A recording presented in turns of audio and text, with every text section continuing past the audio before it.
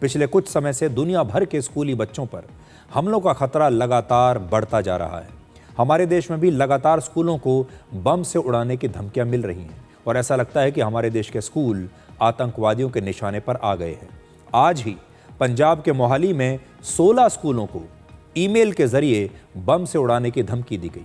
इसके बाद इन सारे स्कूलों को खाली कराया गया और इन सारे स्कूलों की बिल्डिंग्स की ठीक से जांच की गई, लेकिन कुछ भी संदिग्ध या कोई भी बॉम्ब या विस्फोटक सामान इन स्कूल की बिल्डिंग्स में मिला नहीं। इससे पहले दिल्ली में भी सोमवार यानी 9 फरवरी को 10 स्कूलों को ऐसे ही ईमेल के जरिए बम से उड़ाने की धमकी दी गई थी और तब भी सारे स्कूलों को खाली कराकर उनकी जांच की गई, लेकिन कुछ मिला नहीं।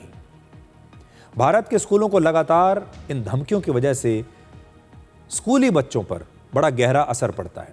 अब आप उन बच्चों के बारे में ज़रा सोचिए जो इन स्कूलों में पढ़ते हैं।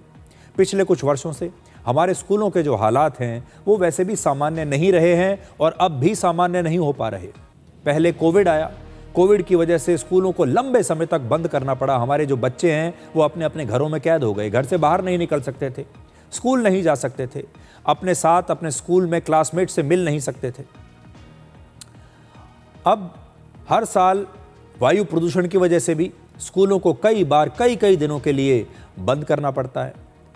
कभी कानून व्यवस्था की वजह से स्कूलों को बंद कर दिया जाता है। अब स्कूलों को बम की झूठी जो धमकियां मिल रही हैं, अब उसकी वजह से भी कई बार स्कूलों को बंद किया जाता है।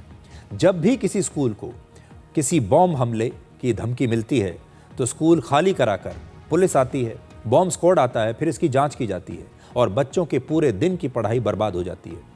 और सिर्फ एक दिन की पढ़ाई की बात नहीं है, ऐसी घटनाओं से बच्चों पर, उनके शिक्षकों पर, यहाँ तक कि बच्चों के माता पिता के मन में भी एक डर और तनाव पैदा होता है।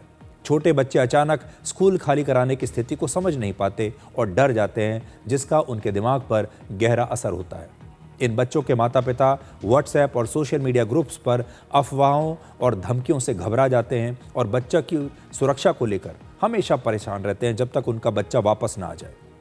स्कूलों में हज़ारों फ़ोन कॉल किए जाते हैं और कुछ बच्चे इतना डर भी जाते हैं कि वो स्कूल जाने से ही अब घबराने लगे हैं।